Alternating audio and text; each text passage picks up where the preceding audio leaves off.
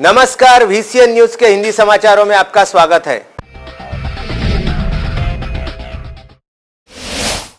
शिवसेना के लोकप्रिय नेता के रूप में जाने वाले शिवसेना के जिला प्रमुख और लगातार 3 बार विधायक रह चुके तथा रुक्मिणी नगर गणेश उत्सव मंडल के अध्यक्ष संजय बंड का 13 दिसंबर की रात लगभग 9:30 बजे के दौरान हृदयघात से डॉक्टर प्रफुल्ल कडू के अस्पताल में उपचार के दौरान ही निधन हो गया।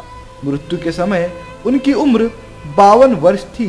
अमरावती शहर व जिला में शिवसेना का केसरिया परचम हमेशा लहराने में उनका मौलिक योगदान रहा है। संजय बंड के आकस्मिक निधन से शिवसेना सहित उनके सभी चाहने वालों और शहरवासियों को सदमा सा लगा है। संजय बंड के इस तरह से अचानक मृत्यु हो जाने की वजह से सभी लोगों में गहरा शोक व्याप्त है। संजय बंड अमरावती शहर के शिवसेना कार्यकर्ताओं में बहुत ही लोकप्रिय थे। पिछले 10 सालों से जिला प्रमुख की जिम्मेदारी संभाल रहे थे।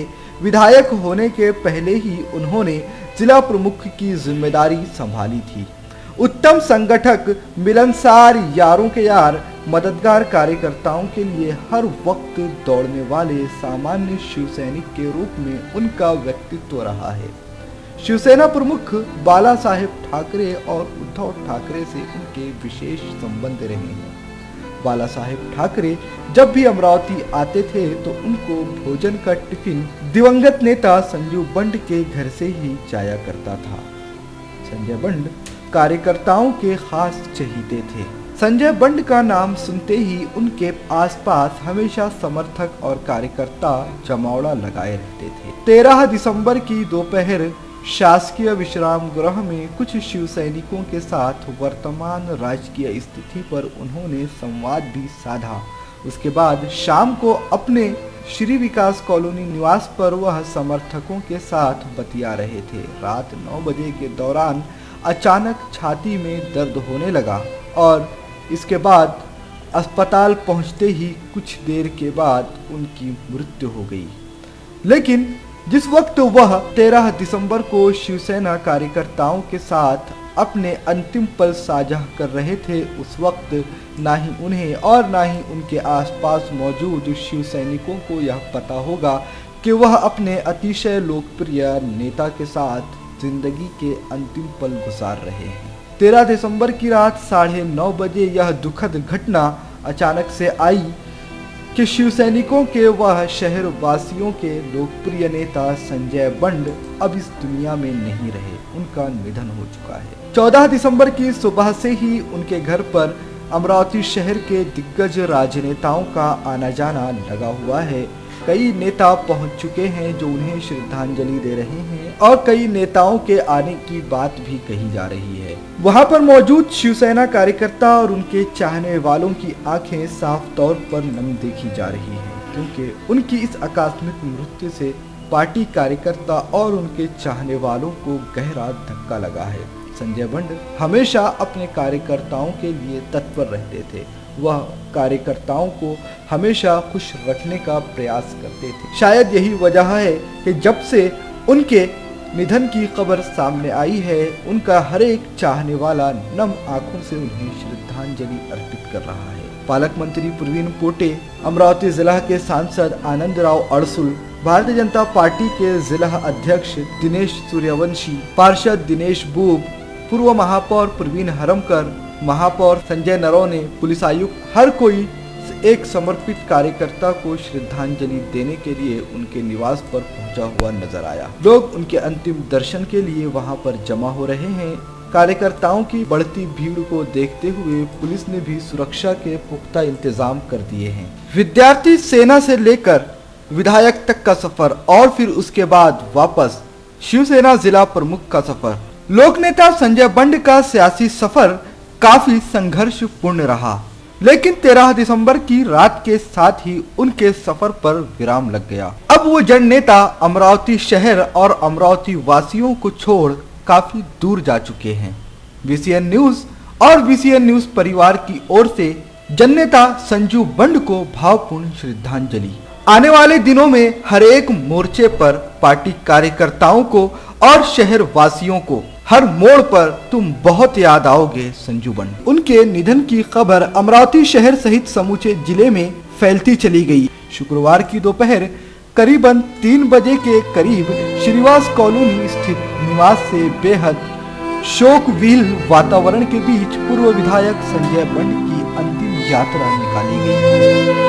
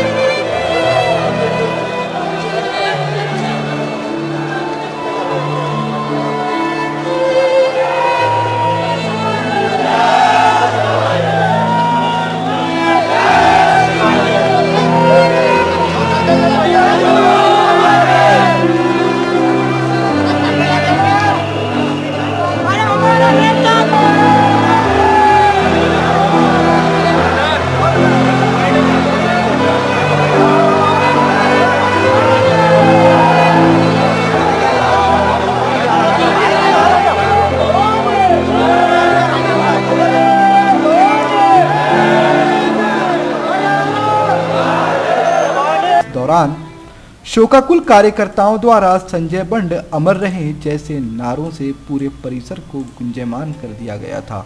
श्री विकास कॉलोनी स्थित बंड परिवार के निवास से निकलकर यह अंतिम यात्रा हिंदू शमशान भूमि पहुंची, जहां पर दिवंगत संजय बंड के पुत्र स्वराज बंड ने अपने पिता की चिता को मुख्य अग्नि दी। इस समय विभिन्न क्षेत्रों के गणमान्य सहित हजारों की तादाद में शिव सैनिकों ने अपने वाघ को नम आंखों के साथ अंतिम विदाई दी। इस समय हिंदू शमशान भूमि में हर ओर भारी भीड़ नजर आ रही थी। कहीं पर पैर रखने की भी जगह दिखाई नहीं पड़ रही थी।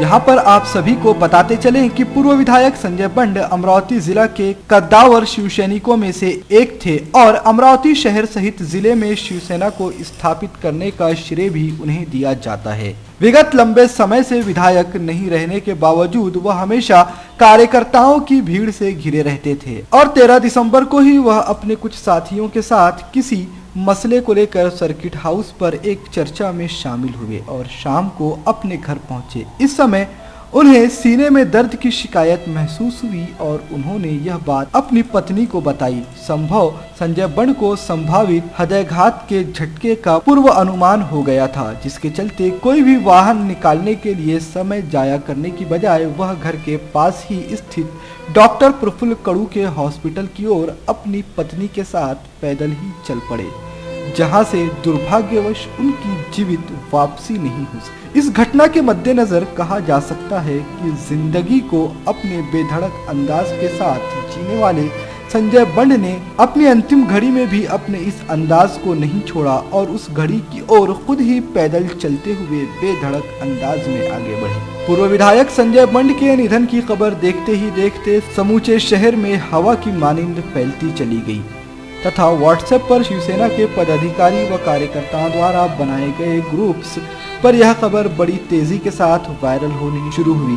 पहले तो कई लोगों ने संजय बंड के बारे में यह बात भी उल्लेखनीय तौर पर कही जाती है कि विद्यार्थी सेना के जरिए संजय बंड का शिवसेना के साथ संबंध जुड़ा और वो शिवसेना प्रमुख हिंदू हृदय सम्राट बाला साहेब ठाकरे के विचारों में पूरी तरह प्रेरित थे। चुनाव में शिवसेना को सफलता मिले या न मिले, किंतु संजय बंड कभी भी बदलती हवाओं के साथ बदले नहीं, बल्कि एक सच्चे शिव सैनिक के रूप में वह हमेशा शिवसेना के साथ बने रहे। वर्ष 1989 से अपने राजनीतिक जीवन का प्रारंभ करने वाले संजय बंड ने अपने हंसमुख एवं मिलनसार स्वभाव के चलते देखते ही देखते जिले के अधिकांश युवाओं को शिवसेना के साथ जोड़ने में सफलता हासिल की और दिसंबर 1994 में नागपुर अधिवेशन पर ले जाए गए शिवसेना के मोर्चे का अमरावती व विदर्भ से नेतृत्व संजय बंड ने किया था। तत्कालीन शिवसेना नेता राज ठाकरे के नेतृत्व में निकाला गया वह मोर्चा शिवसेना के इतिहास में अब तक का सबसे बड़ा मोर्चा माना जाता है।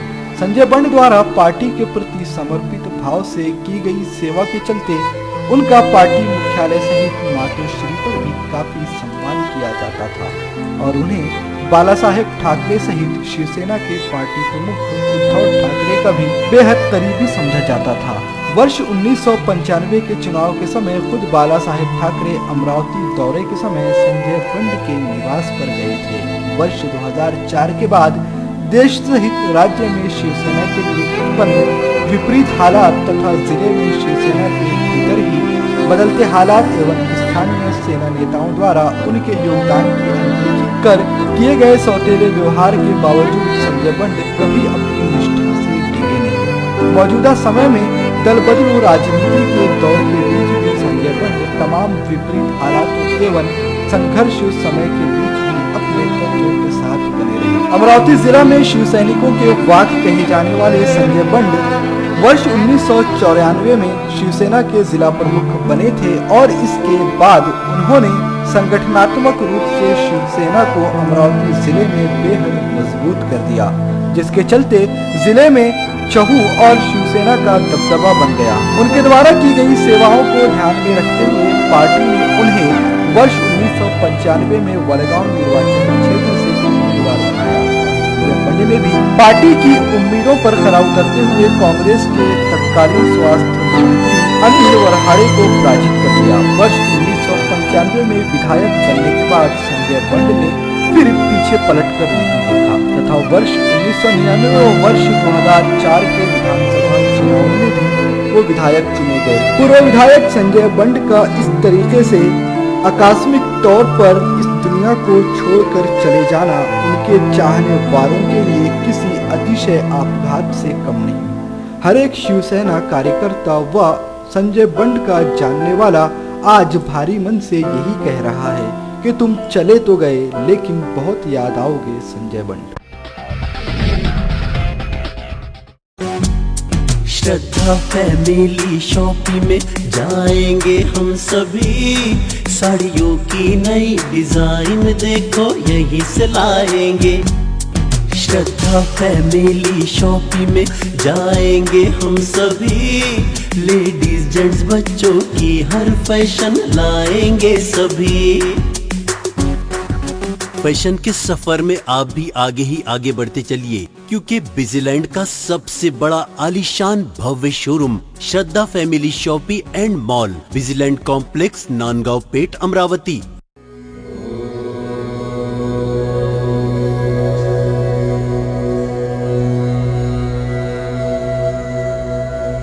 संवाद ज्योतिष एवं आध्यात्मिक अनुसंधान केंद्र।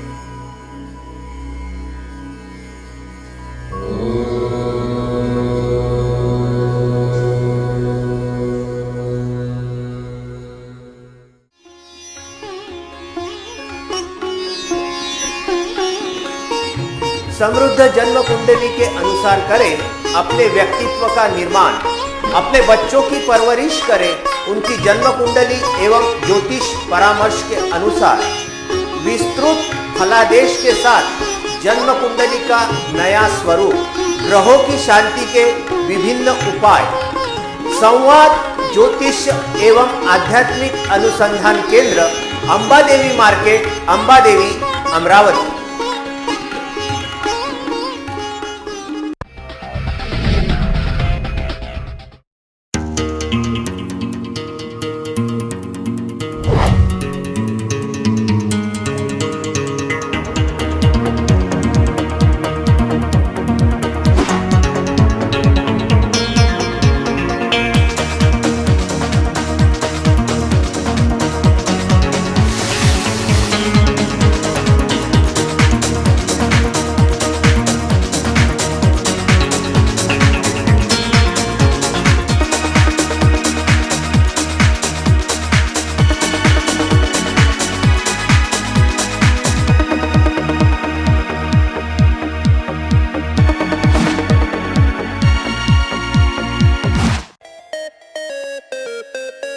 विदर्भ का सबसे बड़ा शोरूम बिजीलैंड में Aradhana wholesale shopping mall, wholesale rate में रिटेल बिक्री। आराधना संपूर्ण लग्न बस्ता, बनारसी शालू, डिझायनर साड्या, ghagra odhni, salwar suit, dress material, readymade coat, suiting shirting, teenage wear, kids wear, fashion jewellery, lifestyle, shoes व sandal, home decor, matching. Lane number L2, shop number 43 to 48, Busyland complex, Nandgaon Peth, Amravati. Aradhana wholesale shopping mall, wholesale rate में चिल्लर बिक्री। आराधना।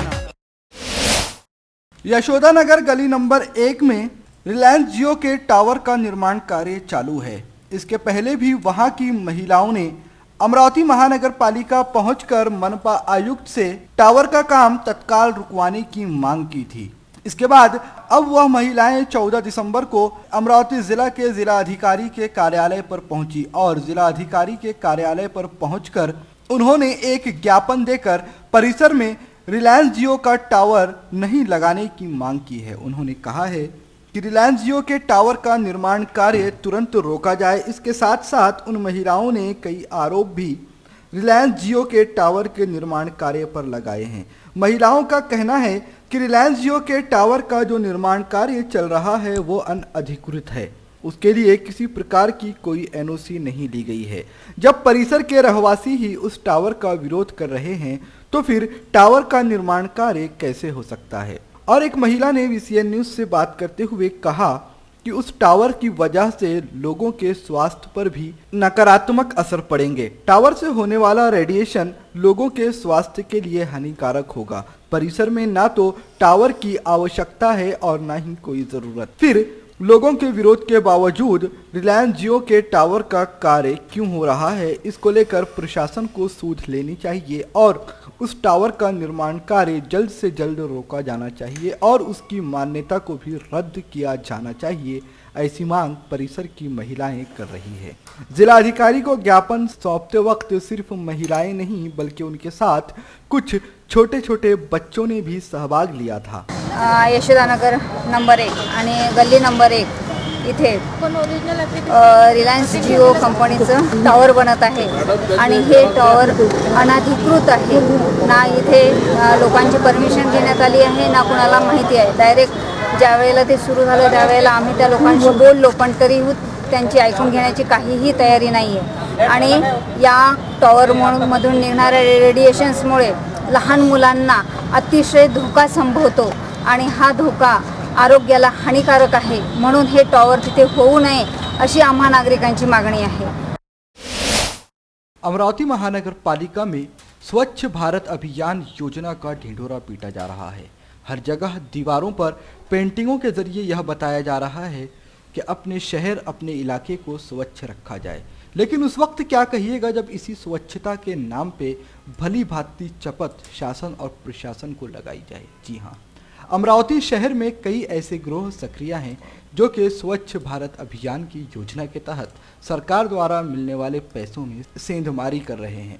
वह कई ऐसे लोगों के duplicate कागजों के जरिए उनके अकाउंट में पैसा पहुंचा रहे हैं और बाद में एक योजना के तहत उन्हें भी अपने इस भ्रष्ट कार्य का भागीदार बनाकर कुछ रकम देकर बाकी रकम उड़ा कर लेकर के चले जा रहे हैं। शहर के झोपड़पट्टियों में ऐसे गिरोह बड़ी तादाद में सक्रिय हैं। कई लोगों के अकाउंट में महाराष्ट्र सरकार स्वच्छ अभियान के तहत पैसे भेज चुकी है। आखिर यह सारे कार्य महानगर पालिका के कंधों पर है। कोई गिरोह सिर्फ एक योजना के तहत यह कार्य तो नहीं कर सकता, इसमें बहुत मुमकिन है कि कोई अधिकारी भी लिप्त हो जिसकी मिलीभगत से इन सारी घटनाओं को अंजाम दिया जा रहा है। जब यह बात महानगर पालिका आयुक्त संजय निपाने के संज्ञान में लाई गई तो उन्होंने कहा कि यह अपनी तरह का पहला मामला है। अब तक ऐसा कोई मामला सामने नहीं आया था, लेकिन अब जब यह मामला सामने आ गया है तो इस पर एक अभियंता को नियुक्त किया जाएगा। वह सारे प्रकरण की जानकारी लेकर आयुक्त को सौंपेगा और फिर इस प्रकरण में जो कोई भी गुनाहगार होगा और जहां जहां तक इसके तार मिलेंगे उन सभी पर कार्यवाही की जाएगी। ऐसा आश्वासन महानगर पालिका आयुक्त संजय निपाने द्वारा दिया गया है। अमरावती शहर के राजापेट पुलिस थाना अंतर्गत अवैध कारोबारियों के और अवैध काम करने वाले लोगों के हौसले बेतहाशा बढ़े हुए हैं। अमरावती शहर के राजापेट थाना अंतर्गत 3 हुक्का पार्लर खुले तौर पर चल रहे हैं, लेकिन राजापेट पुलिस स्टेशन के निरीक्षक व वहां के पुलिसकर्मियों का इस तरफ कोई ध्यान नहीं है। आपको बता दें कि हुक्का पार्लरों पर महाराष्ट्र सरकार द्वारा बंदियां लगाई गई है। इसके बावजूद यह सारा कार्य पुलिस की नाक के नीचे अंजाम दिया जा रहा है। सिर्फ इतना ही नहीं, कई ठिकानों पर जुए के मंडल भी बैठाए जा रहे हैं। इस पर भी किसी का कोई नियंत्रण नहीं है और चोरी की वारदातें तो राजापेट पुलिस थाना अंतर्गत इतनी बढ़ी हुई है मानो कोई पुरसाने हाल ही नहीं है। शायद राजापेट पुलिस स्टेशन का कंट्रोल अब कानून व्यवस्था से निकल चुका है। राजापेट पुलिस का क्रिमिनल्स में कोई खौफ बचा ही नहीं है। पता नहीं वहां के पीआई क्या कर रहे हैं। शराब का अवैध चलन, अवैध हुक्का पार्लर, जुओं के अड्डे, यह सब कुछ राजापेट पुलिस थाना की सीमा के अंतर्गत आम हो चुका है। छतरी तालाब परिसर मुख्य तौर पर जुआरियों का अड्डा बना हुआ है और कोठारी चोरी प्रकरण में अब तक राजापेट पुलिस हवा में ही हाथ पैर मारती हुई नजर आ रही है, लेकिन पुलिस के हाथ कोई सुराग नहीं लगा है। जनता पुलिस से निराश होती चली जा रही है और कई जगहों पर तो राजापेट पुलिस स्टेशन के पीआई सूर्यवंशी साहब के तबादले की मांग भी उठने लगी है। अमरावती महानगर पालिका में साफ सफाई करने वाले कर्मियों को 13 दिसंबर को सेफ्टी जैकेट बांटा गया था, लेकिन मौजूदा वक्त में अमरावती महानगर पालिका के स्वच्छता विभाग में जितने भी स्वच्छता कर्मी कार्य कर रहे हैं उनकी सेहत का कोई भी बंदोबस्त महानगर पालिका के पास नजर नहीं आ रहा है। कई कचरा उठाने वाले कर्मी ऐसे हैं जिनके पास ना तो मुंह को ढकने के लिए मास्क है और ना ही उस तरीके के कपड़े जो कचरा उठाने वाले कर्मियों को दिए जाते हैं। उनके पास ना तो शूज है ना ही हैंड ग्लव, इसके बावजूद वह कार्य कर रहे हैं। महानगर पालिका जो अपने पैसे दूसरे कामों में खर्च कर रही है, क्या यह बात महानगर पालिका के संज्ञान में नहीं है कि उसके कर्मचारी अपने स्वास्थ्य को जोखिम में डालकर नालियों की सफाई करते हैं, कचरा एक जगह से दूसरी जगह ढोते हैं और सुकली कंपोस्ट डिपो में काम करने वाले कर्मचारियों का हाल तो इससे भी बुरा है। वह खुले तौर पर अपनी जान को जोखिम में डालकर कार्य कर रहे हैं, लेकिन महानगर पालिका संवेदनशील ही कहाँ है। पिछले दिनों महानगर पालिका ने कर्मचारियों को सेफ्टी जैकेट बांटा, तो वो भी आईसीआईसीआई बैंक के सीएसआर फंड के जरिए बांटा। महानगर पालिका अपनी तरफ से कर्मचारियों के स्वास्थ्य संबंधी कोई भी इंतजाम करने में लाचार और नाकाम नजर आ रही है। वैसे भी महानगर पालिका के पास हर कार्य संबंधी एक बहुत अच्छा बहाना है कि हमारे पास फंड नहीं है, लेकिन वही महानगर पालिका दूसरे कामों में दिल खोल के पैसा खर्च करती है। जिला परिषद के कांधों पर ग्रामीण क्षेत्रों में शौचालयों के निर्माण की जिम्मेदारी सौंपी गई थी, लेकिन जिला परिषद के अधिकारियों की मिलीभगत से अब शौचालयों के निर्माण कार्यों में घोटाला होने की जानकारी सामने आ रही है। घोटाला भी छोटा मोटा नहीं, तकरीबन 24 करोड़ रुपए का घोटाला उजागर हो रहा है। इस संदर्भ में संबंधित अधिकारियों द्वारा सौंपा गया अहवाल केंद्र सरकार को भेजा जा चुका है। सरकार द्वारा खुले में शौच मुक्त गांव को लेकर विशेष अभियान चलाया जा रहा था।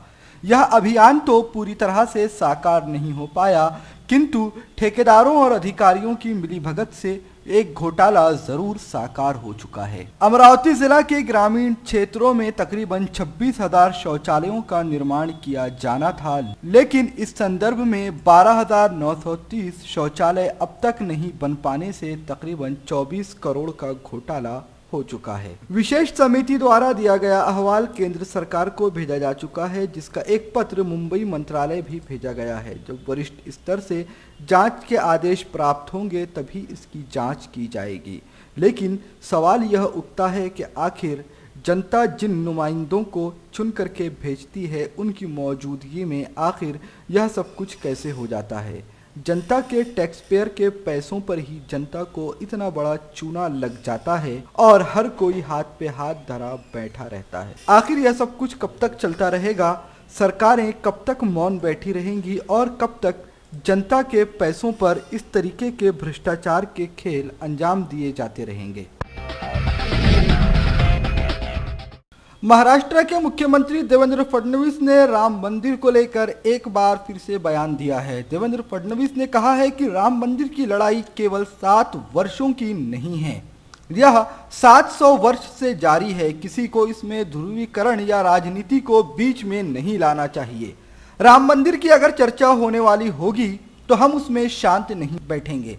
महाराष्ट्र के मुख्यमंत्री देवेंद्र फडणवीस ने यह विचार 13 दिसंबर को एक निजी संस्थान के कार्यक्रम के दौरान अपना साक्षात्कार देते हुए कहा। वरिष्ठ पत्रकार रजत शर्मा से बातचीत के दौरान उन्होंने कहा कि प्रभु राम ने हमें मर्यादा सिखाई। महात्मा गांधी भी चाहते थे कि राम राज्य आए। हम कानून की राह पर चलने वाले लोग हैं और न्यायपालिका का सम्मान करेंगे। राम मंदिर करोड़ों लोगों की आस्था का सवाल है। इस देश के गौरव और संस्कृति को मिटाने के लिए राम मंदिर तोड़ा गया था। अब सवाल यह नहीं है कि मंदिर कब बनेगा, मंदिर तो अपनी जगह ही है ही। अब तो यह मुद्दा बचा है कि भव्य मंदिर कब बनेगा। हमारी कोशिश मंदिर निर्माण की तो होगी ही, लेकिन अगर कोई मस्जिद को तोड़ना है तो मैं उसका विरोध करूंगा। मैं मस्जिद के पक्ष में खड़ा रहूंगा। मंदिर को लेकर संसद में कानून की जरूरत महसूस होने के सवाल पर मुख्यमंत्री फडणवीस ने कहा कि राज्यसभा में भाजपा के पास बहुमत नहीं है। राहुल गांधी इन दिनों मंदिरों में जाते हैं। अगर उन्हें राम मंदिर को समर्थन दिया तो राज्यसभा में इस संबंध में कानून आसानी से पारित किया जा सकता है। अंजुमन हाई स्कूल में 14 दिसंबर 2018 की सुबह 8 बजे सीरतुन नबी के जलसे का आयोजन किया गया था। जलसे की अध्यक्षता मौलाना मोहम्मद यूनिस नदवी ने की।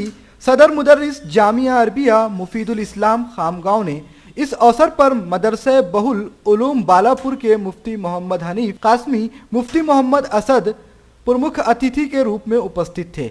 अंजुमन मुफीदुल इस्लाम खामगांव द्वारा संचालित अंजुमन हाई स्कूल खामगांव में 14 दिसंबर को सीरतुन नबी का जलसा आयोजित किया गया।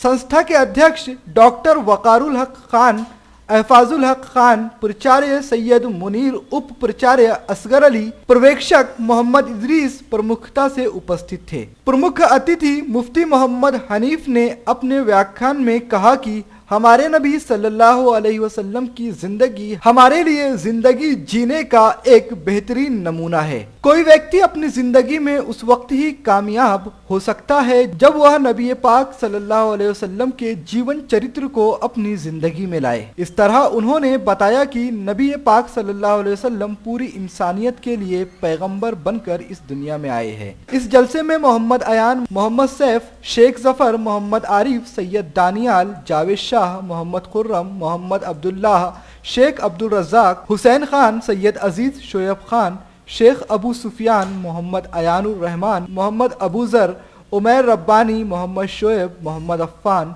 शेख दानिश, मोहम्मद उबैद, फजल हुसैन, हासिर जरीफ, निहाल अहमद, सैयद खालिद, मोहम्मद हारिस, मोहम्मद सुफियान आदि विद्यार्थियों ने हिस्सा लिया। अपने अध्यक्षीय भाषण में मौलवी मोहम्मद यूनुस ने हमारे आखिरी नबी की सीरत पर रोशनी डाली। इस जलसे में बड़ी संख्या में विद्यार्थी शिक्षक उपस्थित थे। जलसे में सौभाग्य विद्यार्थियों को बख्शिश वितरित की गई। संचालन अनस नबील ने तथा आभार प्रदर्शन सुशील अरशद खान ने किया। जलसे को सफल बनाने के लिए सीरतुन नबी कमेटी के कन्वीनर मुफ्ती मुशीर अहमद, फजील अरशद खान आदि सदस्यों ने परिश्रम लिया।